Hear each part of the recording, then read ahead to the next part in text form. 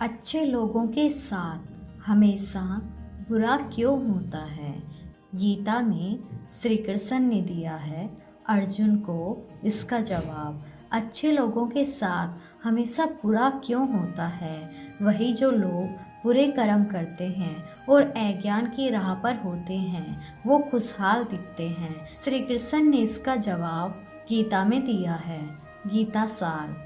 आपने महसूस किया होगा कि जो लोग अच्छे कर्म करते हैं वो परेशान रहते हैं, वही जो बुरे कर्म करते हैं वो खुशी से रह रहे होते हैं। अच्छे कर्म करने वाले परेशान होते हैं कि आखिर उन्हें इतनी परीक्षा क्यों देनी पड़ रही है, जबकि जो अधर्म की राह में हैं वो खुश हैं और ज़िंदगी का लुत्फ़ उठा रहे हैं। अगर आपके मन में भी ये सवाल आया है तो आज हम आपको इसका जवाब देंगे। ये जवाब वो है जो भगवत गीता में लिखा है और श्री कृष्ण ने अर्जुन को दिया था। भगवत गीता में वर्णित कथा के अनुसार जब भी अर्जुन के मन में कोई दुविधा होती थी तो वो श्री कृष्ण के पास पहुंच जाते थे।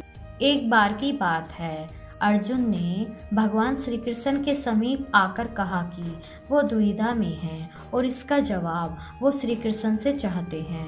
श्री कृष्ण ने पूछा कि क्या सवाल है? अर्जुन ने कहा, मुझे ये जानना है कि अच्छे लोगों के साथ हमेशा बुरा ही क्यों होता है, वहीं बुरे लोग खुशहाल दिखते हैं। अर्जुन के मुंह से ऐसी बातें सुनकर श्री कृष्ण मुस्कुराए और कहा, मनुष्य जैसा सोचता है और महसूस करता है वैसा कुछ नहीं होता, बल्कि अज्ञानता की वजह से वो सच्चाई नहीं समझ पाता। अर्जुन उनकी ये बातें समझ नहीं पाए। इसके बाद श्री कृष्ण ने क्या कहा वो जानते हैं। श्री कृष्ण ने अर्जुन से कहा, पार्थ, मैं तुम्हें एक कथा सुनाता हूँ, उसे सुनकर तुम समझ जाओगे कि हर प्राणी को उसके कर्म के हिसाब से ही फल मिलता है। प्रकृति हर किसी को अपनी राह चुनने का मौका देती है। अब वो मनुष्य की इच्छा पर निर्भर करता है कि उसे धर्म की राह चुननी है या अधर्म की। कथा शुरू करते हुए श्री कृष्ण ने कहा, एक नगर में दो पुरुष रहा करते थे। एक पुरुष व्यापारी था जिसके जीवन में धर्म की बहुत महत्ता थी। वो पूजा पाठ में यकीन रखता था। वो हर रोज़ मंदिर जाता था और दान धर्म भी करता था और हर रोज़ भगवान की पूजा करता था। वही दूसरा पुरुष बिल्कुल विपरीत था। वो हर रोज़ मंदिर तो जाता था लेकिन पूजा करने नहीं, बल्कि मंदिर के बाहर से जूते चप्पल चुराने। उसे दान और धर्म से कोई लेना देना नहीं था। समय बीतता गया और एक दिन बहुत जोर की बारिश हो रही थी। इस वजह से मंदिर में पुजारी के अलावा कोई नहीं था। ये बात जब दूसरे पुरुष को पता चली तो उसने कहा कि ये मौका है मंदिर का धन चुराने का। पंडित से नजर बचाकर उसने मंदिर में प्रवेश कर लिया और मंदिर का सारा धन चुरा लिया। उसी समय धर्म कर्म में विश्वास रखने वाला व्यक्ति भी मंदिर पहुंचा।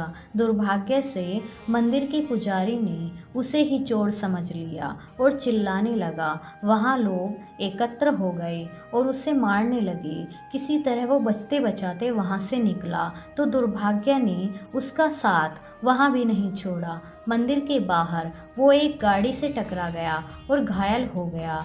फिर वो व्यापारी लंगड़ाते हुए घर जाने लगा तो रास्ते में उसकी मुलाकात उस पुरुष से हुई जिसने मंदिर से धन चुराया था। उसने कहा, आज तो मेरी किस्मत चमक गई, एक साथ इतना सारा धन मिल गया। ये सब देखकर उसे बहुत बुरा लगा और उसने अपने घर से भगवान की सारी तस्वीरें निकाल दी। कुछ सालों बाद दोनों ही पुरुषों की मृत्यु हो गई। मरने के बाद जब दोनों यमराज की सभा में पहुंचे और भले पुरुष ने दूसरे व्यक्ति को देखा तो उसे बहुत गुस्सा आया। उसने क्रोधित होकर यमराज से पूछ ही लिया, मैं तो हमेशा अच्छे कर्म करता था, दान में विश्वास रखता था, इसके बदले जीवन भर मुझे अपमान और दर्द ही मिला और इस व्यक्ति को नोटों से भरी पोटली। आखिर ऐसा भेदभाव क्यों? इस पर यमराज ने कहा, पुत्र, तुम गलत समझ रहे हो। जिस दिन तुम्हारी गाड़ी से टक्कर हुई थी वो दिन तुम्हारे जीवन का आखिरी दिन था। परंतु तुम्हारे अच्छे कर्मों की वजह से तुम्हारी मौत सिर्फ एक छोटी सी चोट में बदल गई। तुम इस दुष्ट व्यक्ति के बारे में जानना चाहते हो। दरअसल इसके भाग्य में राजयोग था, मगर इसके कुकर्मों और अधर्म की वजह से वो सिर्फ एक छोटी सी धन की पोटली में बदल गया। कथा सुनने के बाद श्री कृष्ण अर्जुन से कहते हैं, पार्थ, क्या अब तुम्हें तुम्हारे सवाल का जवाब मिल गया है? ऐसा सोचना कि भगवान तुम्हारे कर्मों को नज़रअंदाज कर रहे हैं, ये बिल्कुल भी सत्य नहीं है। भगवान हमें कब क्या किस रूप में दे रहा है मनुष्य को समझ में नहीं आता, मगर आप अच्छे कर्म करते रहें तो भगवान की कृपा हमेशा बनी रहती है। इसलिए अपने अच्छे कर्मों को बदलना नहीं चाहिए, क्योंकि उसका फल हमें इसी जीवन में मिलता है। इसलिए मनुष्य का फर्ज है कि वो हमेशा अच्छे कर्म करते रहे, क्योंकि श्री कृष्ण ने गीता में भी बताया है कि किसी के द्वारा किया गया कर्म बेकार नहीं जाता, चाहे वो अच्छा हो या बुरा।